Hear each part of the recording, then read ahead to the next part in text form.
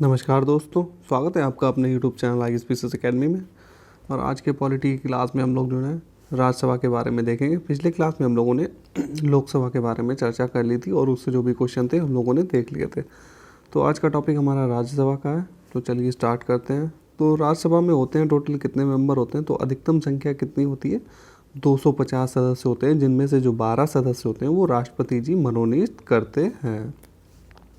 राज्यसभा में राज्यों को जो प्रतिनिधित्व दिया जाता है तो वो किस हिसाब से दिया जाता है? तो उनकी जनसंख्या के अनुपात में जो है स्थान के आधार पर। मान लीजिए जिस स्टेट की संख्या, यहाँ पे वही बात है कि जो सीट होती हैं 250 ये सीटें हैं, तो ये जो है आपकी जनसंख्या के हिसाब से दी जाएंगी। जिस स्टेट की जनसंख्या सबसे ज़्यादा होगी, जैसे एग्जांपल के तौर पर आप यूपी को ले सकते हैं, तो यूपी में अगर जनसंख्या ज़्यादा है तो इस वजह से ही वहाँ पे आपको सीटें ज़्यादा मिलती हैं, चाहे वो लोकसभा की हो चाहे राज्यसभा की हो। तो सीटें जो होती हैं वो जनसंख्या के आधार पर तय की जाती हैं। अगला देखते हैं कि जो राज्यसभा होती है उसके सदस्य चुने जाते हैं। तो राज्य की जो विधान परिषद होती है, यानी कि जो हमारे विधायक गण होते हैं, तो उनके द्वारा जो है चुने जाते हैं। यानी कि राज्य की विधानसभाओं के निर्वाचित जो सदस्य होते हैं उनके द्वारा इनकी वोटिंग की जाती है। राज्यसभा के सदस्य का कार्यकाल देखें तो 6 वर्ष का होता है। राज्यसभा को स्थायी सदन क्यों कहते हैं? क्योंकि जो है इसे विघटित नहीं किया जा सकता। जैसे कि लोकसभा हर 5 साल में जो है उसके सभी सदस्य जो है उनका कार्यकाल होता है 5 वर्ष का, और 5 वर्ष के बाद में सभी जो है दोबारा से चुनाव होता है, तो वो विघटित हो जाती है। राज्यसभा के साथ में ऐसा नहीं होता, सारे सदस्य नहीं, इसके 1/3 सदस्य प्रत्येक जो है 2 वर्ष में हटते हैं। तो ये यहाँ पे इसीलिए इसको जो है स्थायी सदन भी कहा जाता है। हमारे संविधान के अनुसार राज्यसभा का कार्यकाल समाप्त होने का विषय नहीं है। अगला है कि राज्यसभा के संदर्भ में सही कथन है, तो इसके 1/3 सदस्य प्रति 2 वर्ष में अवकाश प्राप्त करते हैं। यहाँ पे कथन दिया हुआ है कि राज्यसभा का विघटन नहीं होता है। तो कारण है क्योंकि उसके यथासंबंध 1/3 सदस्य जो है हर दूसरे वर्ष सेवानिवृत्त होते हैं, तो इसी वजह से उसका कभी विघटन नहीं होता, क्योंकि उसके सभी मेंबर एक साथ में जो है सेवानिवृत्त नहीं होते हैं। तो यहाँ पे ए और दोनों ही सही है और व्याख्या भी सही हो रही है। राष्ट्रपति मनोनीत कर सकता है, तो टोटल 12 सदस्यों को मनोनीत कर सकता है राज्यसभा के लिए। राज्यसभा का सदस्य होने हेतु अर्हताओं की बात करें तो कम से कम उसको 30 वर्ष का होना चाहिए। उसे किसी भी संसदीय निर्वाचन क्षेत्र में मतदाता के रूप में पंजीकृत होना चाहिए, और जो है राज्य के अंतर्गत लाभ का पदधारित नहीं होना चाहिए उसके पास में। राज्यसभा की एकांतित शक्ति के अंतर्गत आता है कि जो उसकी स्पेशल पावर है उसमें क्या आता है कि एक नई अखिल भारतीय सेवाओं का सृजन करना उसकी स्पेशल पावर के अंतर्गत आएगा। अगला है कि राज्य सूची के विषय के संबंध में विधि बनाने की संसद की शक्ति के बारे में सही है। तो क्या है? राज्यसभा को घोषित करना होगा कि ऐसा करना राष्ट्रीय हित में है। देखिए, जो राज्य सूची यहाँ पे बात हो रही है राज्य सूची की, तो राज्य सूची के विषय पर अगर जो है संसद को कानून बनाना है तो उसके लिए राज्यसभा को घोषित करना होगा कि ऐसा करना उसके राष्ट्रीय हित में है। राज्यसभा को उपस्थित और मत देने वाले सदस्यों में से कम 2/3 सदस्यों के द्वारा सम्मति संकल्प प्रस्ताव जो है पारित होना चाहिए, तभी जो है लोकसभा या फिर संसद जो है कानून बना सकती है राज्य सूची के विषयों पर। ऐसी विधि संपूर्ण भारत या उसके किसी भी भाग के लिए बनाई जा सकती है। तो जब राज्य सूची पर कानून बनाने की बात आएगी तो उसमें पावर आ जाती है राज्यसभा के पास में, तब राज्यसभा के कहने पर ही जो है लोकसभा उस पर कानून बनाएगी। राष्ट्र हित में भारत की संसद राज्य सूची के किसी भी विषय पर विधिक शक्ति प्राप्त कर लेती है यदि उसके लिए एक संकल्प कहाँ से आया हो? राज्यसभा द्वारा अपने उपस्थित एवं मत देने वाले सदस्यों की कम से कम 2/3 जो मेंबर होंगे वो बहुमत से जब पारित करेंगे तभी कानून बन सकेगा। आगे यहाँ पे इंफॉर्मेशन दी है कि राज्यसभा में धन विधेयक को तो अस्वीकार करने या संशोधन करने की कोई शक्ति नहीं है। तो राज्यसभा के पास में धन विधेयक से संबंधित कोई भी शक्ति नहीं है, उसको जो है पारित करना ही होता है। अगर पारित नहीं करेगी फिर भी वो 14 दिनों के अंदर स्वतः ही पारित मान लिया जाएगा अगर उसको नहीं भी करती है। अगला है राज्यसभा अनुदानों की मांगों पर मतदान नहीं कर सकती है। और अगला है कि राज्यसभा में वार्षिक वित्तीय विवरण यानी कि बजट पर चर्चा हो सकती है। तो बजट पर वहाँ पर चर्चा तो हो सकती है, लेकिन जो है इसको जो है नकारने का उसके पास में पावर नहीं होती है। यहाँ पे कथन दिया हुआ है कि किसी धन विधेयक के जो है लोकसभा के द्वारा पारित किए जाने और राज्यसभा के द्वारा पारित किए जाने के बाद राज्यसभा की सिफारिशें लोकसभा द्वारा सिफारिशों की प्राप्ति 14 दिन के अंतर अनिवार्यता स्वीकार की जानी चाहिए। तत्पश्चात उन्हें विधेयक में अंगीकृत किया जाना चाहिए। देखिए यहाँ पे ये बोला है कि जो धन विधेयक होता है लोकसभा से पारित होने के बाद जब राज्यसभा में गया तो राज्यसभा ने जो है सिफारिशें की, तो राज्यसभा की सिफारिशों को यहाँ पे अनिवार्यता स्वीकार की जानी होती है। तो यहाँ पे गलत हो जाता है, अनिवार्यता नहीं होनी चाहिए, क्योंकि ये लोकसभा के पास में स्पेशल पावर होती है कि वो धन विधेयक या फिर बजट पर राज्यसभा की सिफारिश माने या ना माने, ये तो उसका खुद का निर्णय होता है। तो ये हमारा स्टेटमेंट गलत हो जाएगा कथन। कारण यहाँ पे दिया हुआ है कि धन विधेयक राज्यसभा में पेश नहीं किया जा सकता। ये बात तो बिल्कुल सही है कि धन विधेयक सिर्फ और सिर्फ लोकसभा से ही स्टार्ट होता है, तो हमारा ए गलत हो जाएगा किंतु आर सही है। वह विशेषाधिकार जो भारत के संविधान के द्वारा राज्यसभा को प्रदत्त किए जाते हैं, तो इनमें आपको मिलेंगे संसद को जो है राज्य सूची में नियम बनाने और एक अथवा एकाधिक अखिल भारतीय सेवाओं को सृजन करने हेतु सशक्त बनाने के लिए एक प्रस्ताव पारित करना। तो ये 2 स्पेशल पावर होती हैं राज्यसभा के पास में। संसद को राज्य सूची के विषय में संबंध में जो है विधि बनाने की शक्ति प्रदान करता है। तो कौन सा आर्टिकल? आर्टिकल 249। अगला है प्रथम अभिनेत्री जो राज्यसभा के लिए नामांकित की गई थी, तो वो थी नरगिस दत्त। राज्यसभा का अनन्य अधिकार है तो एक नई अखिल भारतीय सेवा के सृजन हेतु संस्तुति करने के लिए। राज्यसभा को लोकसभा के समान जो है शक्तियाँ प्राप्त कब होती है? जब कोई संविधान संशोधन की बात आती है तो उसमें जो है वोटिंग करना जो है पावर सेम हो जाती है। अगला है कि भारत के संविधान की चौथी अनुसूची को सही वर्णित करता है। तो चौथी अनुसूची में क्या है? इसमें जो है टोटल जो राज्यसभा के में जो स्थानों का आवंटन है वो दिया गया है, किस राज्य को कितनी सीटें मिलेंगी। तो ये सब बातें कहाँ पे लिखी हैं? चौथी अनुसूची में। यहाँ पे राज्यसभा की सीटें मैचिंग का क्वेश्चन पूछा गया था, इसको आपको याद करने की ज़रूरत नहीं है। ये जो है करंट में न्यूज़ में ऐसा होता है कि जब चुनाव होते हैं तो चुनाव में जो करंट में जहाँ पे चुनाव हो रहे हैं राज्यसभा के लिए, तो वही कभी कभार पूछ लेते हैं एग्ज़ाम में। तो उसी तरीके से ये क्वेश्चन पूछा गया था। तो आंध्र प्रदेश में टोटल हैं 11, महाराष्ट्र में 19, ये राज्यसभा की सीटों की बात हो रही है, कर्नाटक में 12 और पश्चिम बंगाल में 16। अब यहाँ पे दिया हुआ है कि तेलंगाना के गठन के बाद आंध्र प्रदेश में राज्यसभा की सीटें 11 तथा तेलंगाना के हिस्से में 7 आ चुकी हैं। ऐसे ही तमिलनाडु में 18, गुजरात में 11, राजस्थान में 10 और मध्य प्रदेश में 11, बिहार में 16 हैं। और केरल में 9 मिलेंगी आपको, उड़ीसा में 10 और 36 और यूपी में आपको कितनी मिलेंगी? 31। तो यूपी की तो आप लोगों को याद ही रखनी है जो यूपी के एग्ज़ाम की तैयारी करें। बाकी अदरवाइज जो भी स्टेट अपना आपको दिख रहा हो, अपने स्टेट की तो कम से कम पता ही होनी चाहिए। अगला है कि छत्तीसगढ़, हिमाचल प्रदेश, झारखंड, जम्मू कश्मीर में से कहाँ राज्यसभा के लिए निर्वाचित सदस्यों की संख्या सबसे कम है? इनमें से किसकी सबसे कम है? तो हिमाचल प्रदेश की 3 सीटें। राज्यसभा का अध्यक्ष होता है तो कौन? उपराष्ट्रपति जी जो होते हैं वो प्रधान अध्यक्ष इसके होते हैं। किसी सभा या फिर सदन का अध्यक्ष उसका सदस्य नहीं होता, तो राज्यसभा के जो अध्यक्ष होते हैं वो उसके सदन के हिस्सा नहीं होते। यहाँ पे ये तो स्किप ही कर दीजिए क्योंकि ये तो बदल ही चुके हैं। राज्यसभा की निश्चित अधिकतम संख्या कितनी है? तो 250।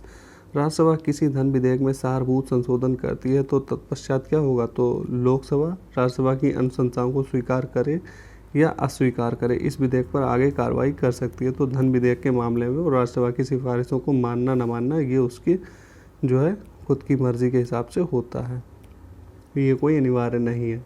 राज्यसभा का सदस्य होते हुए भी लोकसभा की कार्रवाई में भाग ले सकता है। तो कौन? मंत्री जो राज्यसभा का सदस्य हो, तो वो कहाँ पे लोकसभा की कार्रवाई अगर चल रही है तो वहाँ पे भी वो कार्रवाई में भाग ले सकता है, लेकिन वोटिंग नहीं करेगा। यहाँ पे ये बात याद रखने की है। राज्यसभा का सर्वप्रथम गठन कब हुआ था? तो यहाँ पे हुआ था 1992 और डेट क्या थी? 3 दिसंबर 1992।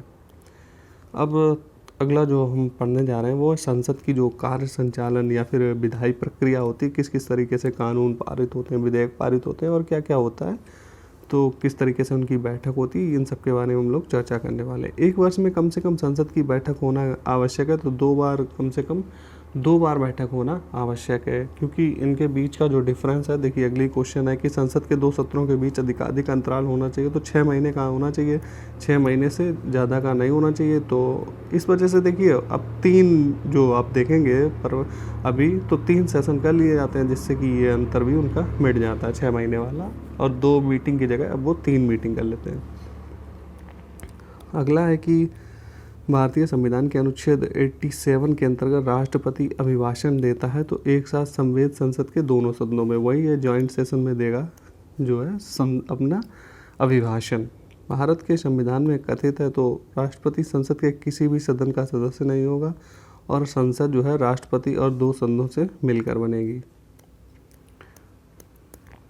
अगला है कि भारतीय संसद बनती है तो लोकसभा, राज्यसभा और राष्ट्रपति से। राष्ट्रपति जो है वो संसद का हिस्सा होता है। आगे देखते हैं कि संसद के अधिकारियों में सम्मिलित होते हैं तो कौन कौन। अध्यक्ष हो गए लोकसभा के उपाध्यक्ष हो गए, महासचिव हो गए लोकसभा के, और सभापति एवं उपसभापति राज्यसभा के। तो ये संसद के अधिकारियों में सम्मिलित होते हैं। संसद विधान सभा जो है के सदस्य किसी सदस्य की सदस्यता तब समाप्त समझी जाएगी जब वह बिना किसी सदन, वही बात है कि अगर आप 60 दिनों तक अगर आप मेंबर हैं और 60 दिनों तक बिना किसी सूचना के आप नहीं जाते हैं तो जो है आपकी सदस्यता समाप्त हो जाएगी। ये बात यहाँ पर लिखी हुई है। सर्वप्रथम एक सांसद विधायक को इस आधार पर सदस्यता से अयोग्य घोषित किया गया कि वह सदन की अनुमति के बिना उसकी 60 दिनों से, वही बात है कि राज्यसभा का जो एक मेंबर कोई था तो उसको जो है अयोग्य घोषित कर दिया था क्योंकि वो 60 दिनों तक बिना बताए जो है वहाँ पर अनुपस्थित रहा था। संसद के सदस्यों की विशेषाधिकार या फिर जो उन्मुक्तियाँ उनको मिलती हैं तो वो किस आर्टिकल में लिखी हैं, आर्टिकल 105 में। अगला है कि संसद निरर्ता निवारण अधिनियम। यहाँ पे इंफॉर्मेशन दी गई है कि संसद निरर्ता निवारण अधिनियम 1959 कई पदों को लाभ के पद के आधार पर निरर्ता से छूट देता है और उपयुक्त अधिनियम अब तक 5 बार संशोधित किया जा चुका है। लाभ का पद जो है भारत के संविधान में परिभाषित नहीं किया गया है। ये स्टेटमेंट काफ़ी पूछता है कि लाभ का पद जो है हमारे संविधान में भली भांति वर्णित है, तो ये गलत हो जाता है। ये चीज़ आपको याद रखनी है। न्यायालय द्वारा संसद की कार्रवाइयों की जांच करना प्रतिबंधित किया गया है तो संविधान के अनुच्छेद 122 के तहत। अगला है कि किसी मंत्री के विरुद्ध विशेषाधिकार प्रस्ताव उठाया जा सकता है जब वह किसी मामले के तथ्यों को रोकता है या तथ्यों को बिगड़ा हुआ वर्णन देता है तो उसको रोका जा सकता है, विशेषाधिकार प्रस्ताव उठाया जा सकता है। लोकसभा राज्यसभा दोनों के निर्वाचन में मतदान का अधिकार है तो राज्य विधानमंडल के निम्न सदन विधानसभा के निर्वाचित सदस्यों को यहाँ बात हो रही है तो निर्वाचित सदस्यों को मताधिकार का जो है अधिकार होता है। सही कथन यहाँ पे दिया हुआ है तो देखते हैं कि किसी मनोनीत सदस्य के मंत्री पद की नियुक्ति पर जो है संवैधानिक वर्जना नहीं है। कहने का मतलब जो मनोनीत सदस्य हैं उनको भी मंत्री बनाया जा सकता है, उन पर कोई रोक नहीं है। केवल राज्यसभा में ही नहीं बल्कि लोकसभा में भी मनोनीत सदस्य हो सकते हैं, ये भी बात लिखी थी। हालांकि इस प्रावधान को अभी समाप्त कर दिया गया है। जो 2 एंग्लो इंडियन की नियुक्ति होती थी, राष्ट्रपति मनोनीत करते थे, तो जो है अब उनके लिए ये जो है सुविधा नहीं रही है। हुआ देखिए क्या है, हुआ ये था कि उनका जो आरक्षण था वो था 2020 तक का था और 2020 के बाद में उसको आगे नहीं बढ़ाया गया है।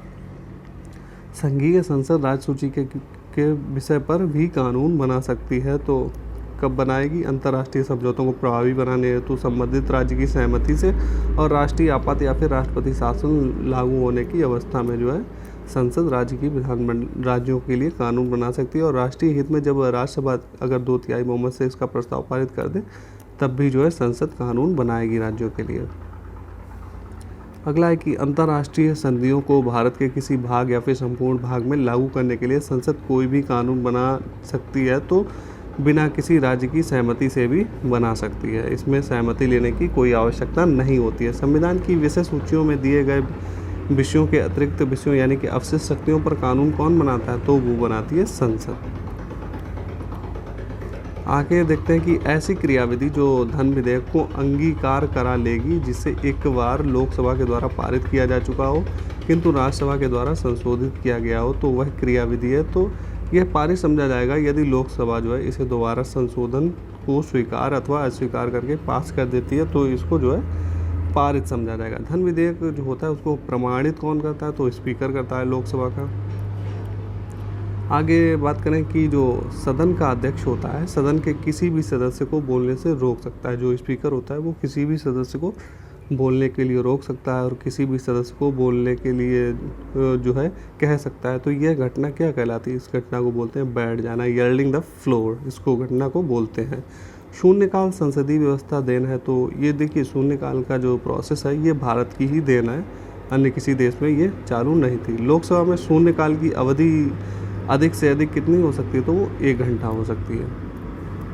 और लोकसभा में जो शून्यकाल का समय है तो वो 12 से 1 के बीच में होता है। राजनीतिक शब्दावली में शून्यकाल का अर्थ क्या होता है, तो यहाँ पे शून्यकाल का मतलब ये नहीं कि बिल्कुल शून्य में चलेगा, यहाँ पे प्रश्न उत्तर का सत्र होता है जिसको बोला जाता है शून्यकाल। अंतर्राष्ट्रीय समझौतों को प्रभावी बनाने हेतु संसद राज्य सूची के विषय पर कानून बना सकती है आर्टिकल 253 के अंतर्गत। ये आर्टिकल काफ़ी इंपॉर्टेंट है, इसको आप लोगों को याद कर लेना चाहिए। सही कथन है तो धन विधेयक लोकसभा में पूरा स्थापित होते हैं। तो जो धन विधेयक होता है वो कहाँ से स्टार्ट होगा, लोकसभा में। लोकसभा द्वारा पारित धन विधेयक राज्यसभा द्वारा पारित भी मान लिया जाएगा। यदि मान लीजिए कोई धन विधेयक है, अगर लोकसभा से पारित होने के बाद में गया राज्यसभा में और 14 दिनों तक अगर राज्यसभा कोई कार्रवाई नहीं करती या फिर उसको पारित नहीं करती तो वो स्वतः ही पारित मान लिया जाएगा। राज्यसभा को धन विधेयक प्राप्त होने के बाद इसे लोकसभा को वापस किया जाना चाहिए 14 दिन के अंदर अंदर। अगला है कि यदि राष्ट्रपति ने संसद के संयुक्त सत्र के लिए अधिसूचना जारी कर दी है तो इस बीच लोकसभा विघटित हो जाए तो क्या होगा, तो संयुक्त सत्र जो है यथावत समय पर ही आहूत होगा जहां लोकसभा विघटित हो चुकी हो। जब संसद के दोनों सदनों को संयुक्त बैठक में कोई विधेयक निर्दिष्ट या फिर रेफर किया जाता है तो इसे पारित किया जाना होता है।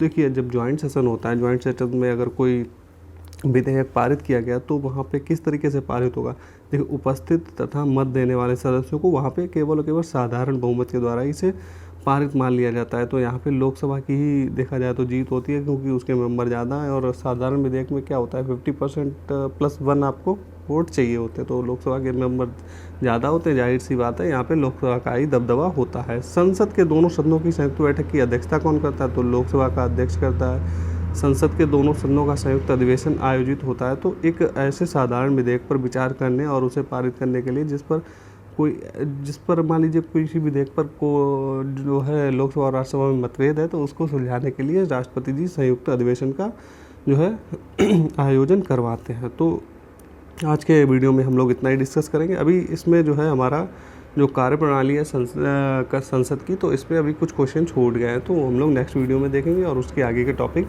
अगले वीडियो में कवर करेंगे। तो चलिए फिर हम लोग मिलते हैं नेक्स्ट वीडियो में।